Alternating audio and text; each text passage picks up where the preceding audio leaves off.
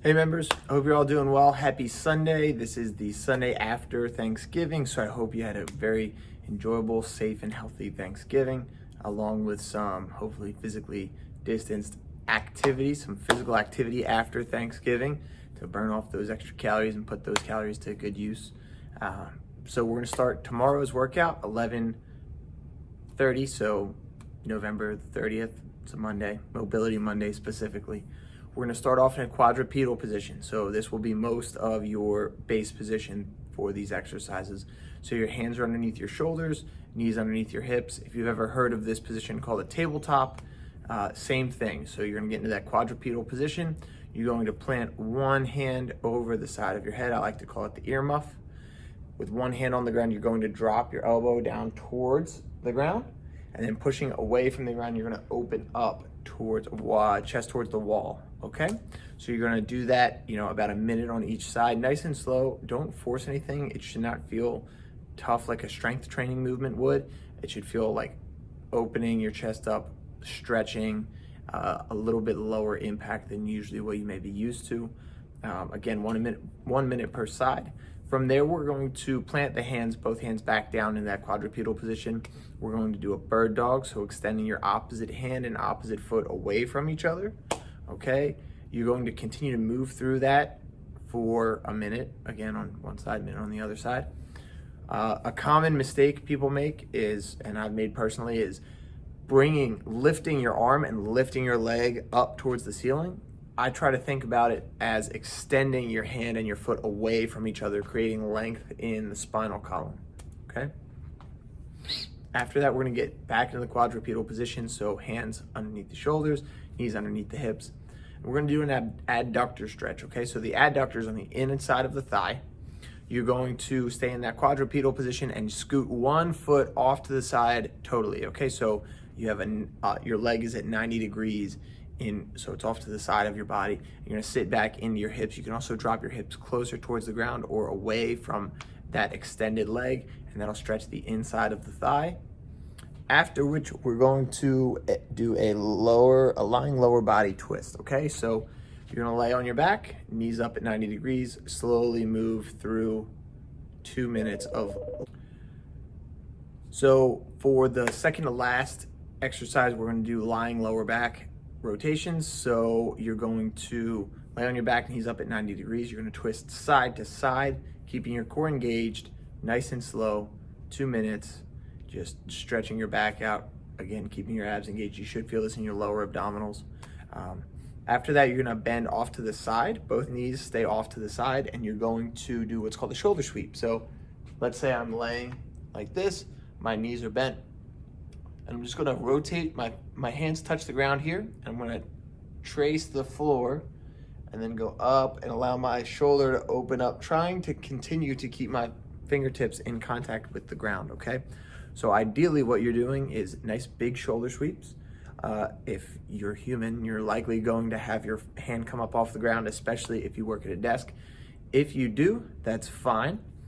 Just kind of hang out in that space where, that dead space where you're not touching the ground, and just let gravity use your arm's weight to stretch those muscles out naturally, okay? So that's a wonderful stretch, especially if you want to work on your, thoracic spine and your posture. Really does a great job of opening the shoulders up, externally rotating the shoulders. Tuesday, Tabata Tuesday. So this is the first day, happy December. We're doing 4 rounds, 60 seconds on, 20 seconds off. We're starting off with box jumps, okay? So find a box or some stairs that you can safely jump onto and step down off of. You're gonna do 60 seconds of box jumps and a 20-second lunge hold. So you're gonna do 4 rounds of this. You're gonna do 2 sets of lunge holds on each side. You're gonna go into mountain climbers, so a high plank position, run your knees up to your chest, keep your core engaged for 60 seconds, and then you're gonna take a 20-second active rest in a high plank, okay? So just stop moving your legs and maintain that high plank with the arms almost fully extended. After that, you're gonna go into everybody's favorite, the burpee. You're gonna do 60 seconds of burpees, and then you're gonna do a 20-second squat hold for active rest. So go as low as you can in the squat and hold it. Then we have 60 seconds of lateral bounds. So both feet planted, you're gonna squat, jump up and over an imaginary hurdle, And you're gonna keep doing that for 60 seconds, okay? Nice short little squat and stay athletic and bouncy, right? Finally, we're gonna end with 20 seconds of low planks for active rest. For Wednesday, December 2nd, we're going to do a single arm press. So we're gonna do a lot of unilateral movements this exercise. So single arm overhead press, contralateral split squats, which is just a mouthful of saying I have my weight in my right hand and my left leg is forward and I'm staying in one place and squatting, okay? I'm not lunging, stepping into it and then stepping back out, but opposite hand of the foot that's forward holds the weight. Contralateral meaning across the body, across both sides, and that really results in the best recruitment for your abs. After that, we're gonna go into a single arm row, which is exactly what it sounds like. You're gonna hinge forward at the hips, row that elbow down and back, opening that shoulder joint up and pulling that elbow nice and close to the body. After that, we're going to go into a dumbbell snatch. You're gonna hold the dumbbell or kettlebell, whatever weight you're using, in between your legs in an athletic stance. You're gonna jump up and then push the weight, punch the weight up to the sky, okay? So you're pulling the weight and then flipping the weight up and getting underneath of it and then landing, okay? So again, you're gonna do 3 rounds of this, 4 rounds of this, so 2 rounds on each side, or if you're doing 3 rounds, you can do 1 round on each side and then the last round for, 6 reps on each side or 12 reps on each side, totally up to you. We just wanna make sure we're staying even. After that, we're gonna go into a sumo squat. So nice wide stance, feet externally rotated.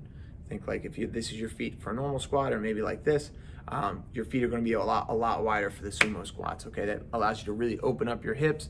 You get good abductor usage, so the outside of your thighs, and good quad usage in the sumo squats.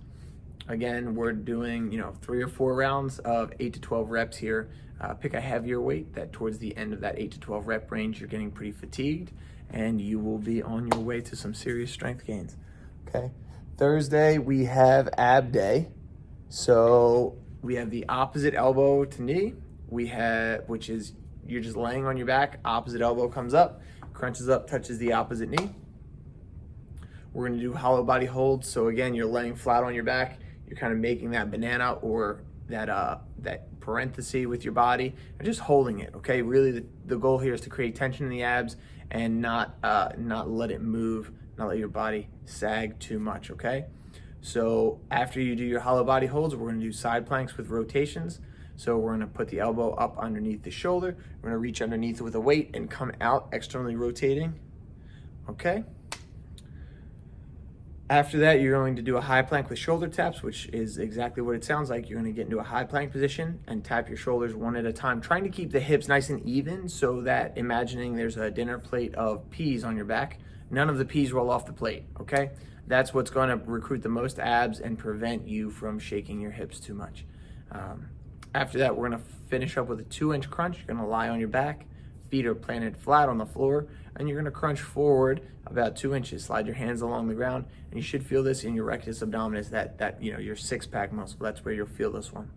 Finally, Friday, we have push-ups to a T. So you're gonna push up, externally rotate into a high side plank. Swings with a weight in between your legs. You're gonna hip hinge forward and then explosively press the hips forward, swinging the weight in front of you as we've done before.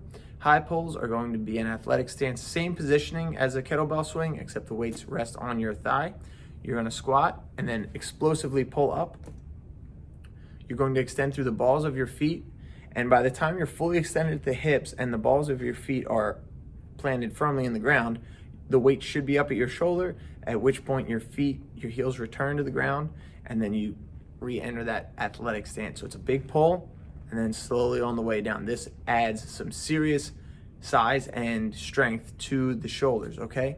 Now, it'll really only add size if you're eating for it, so if you don't wanna add size, still work on this movement, just maybe stay away from the seconds or as much of the leftover turkey, okay? So finally, after we do our high pulls, we're gonna do goblet squats, okay? So holding the weight up nice and close to your chest, you're gonna squat as low as you can go, standing back upright.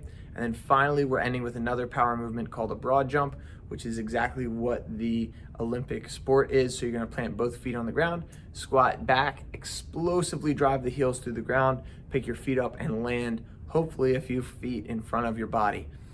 When you're doing this movement, make sure you are landing on flat ground, that it's stable, it's not muddy, slick, downhill, uphill, side hill, any of that stuff. You're wearing shoes, you're not wearing socks on a hardwood floor that just got buffed.